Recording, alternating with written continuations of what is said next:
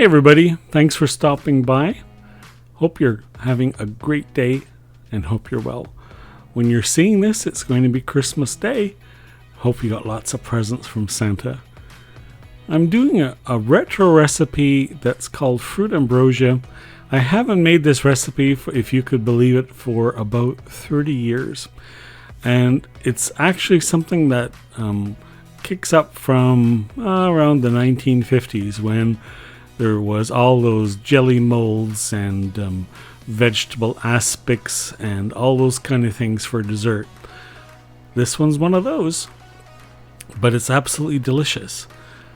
We start off using a food processor and a 1 liter container of Cool Whip. I've used the regular one, but you can certainly use the extra creamy, you can use the non-dairy, you can use the sugar-free one. If you're watching sugar intake like I do, then the sugar-free Cool Whip would be great. I'm also adding 500 mLs of creamed cottage cheese. In this case, I've used 2%, but you could use the 1% or the 4%. I would not use the dry cottage cheese because it would make your dessert too dry. You need some creaminess. We're also adding a 1 package of Jello Gelatin mix. I'm using orange because it's complementary to the fruit I'm using, which is pineapple and orange. So you could use pineapple Jello if you wanted. You could use orange. You definitely could use sugar-free if you're watching sugar. You also can change this up and use different fruit if you like. My favorite, though, is orange and pineapple together. It's delicious. Now, considering I haven't used this food processor in about 10 years, and I haven't made this recipe in 30 years, I seem to have forgotten how to use it, and I've got the lid on backwards. Finally, it kicks in, and I got it put together, and I'm blending the mixture together. We want to blend it so it's smooth. We don't want big chunks of cottage cheese floating through there. A lot of people wouldn't eat it if they knew it was cottage cheese. So by blending it, it actually changes the texture and makes it like it's mascarpone or something like that. Now that it's blended for a bit, I'm adding an 8-ounce can of crushed pineapple. I've had it draining overnight because I don't want all the juice to make that dessert too sloppy. For the fruit, I'm using fruit that has been canned in water and not in syrup. Again, watching the sugar intake.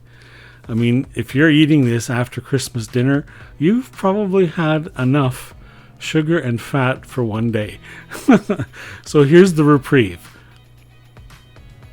Once the pineapple's been in, we mix it again and let it get into a smooth mixture. We don't want it ultra fine. We do want some texture so that you know that there's pineapple in there.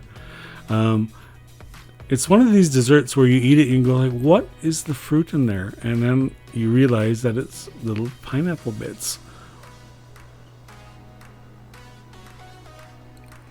Once that's finished blending, we're going to get our serving dish. I use a glass bowl for this because I want everyone to see how beautiful the dessert is, and that there's pineapple and that there's oranges, or whatever fruit that you decide you're using. You could use strawberry, would be good too. There's all kinds of fruit combinations that would be really good at this. You just need to change out the Jello and change out the fruit, and you've got something different the next time. So I poured that into a serving bowl, and you notice that I've left some in the blending container because you know that the cook wants to lick out that container later. So I've added a 6-ounce can of mandarin oranges that have been drained. Again, use the ones packed in water so you don't need all that extra sugar. You just need to refrigerate this overnight. And then after Christmas dinner, when you're sitting around having a coffee and the platter of pastries comes out, this is what I'll be serving. A delicious refrigerated dessert that's creamy and dreamy and delicious. Come by and tell me what you got for Christmas that day. That would be a great time to have coffee in this dessert. If you like the recipe, I'd really love it if you'd subscribe to the channel. Thanks for stopping by for some more food that warms your soul. See you next time.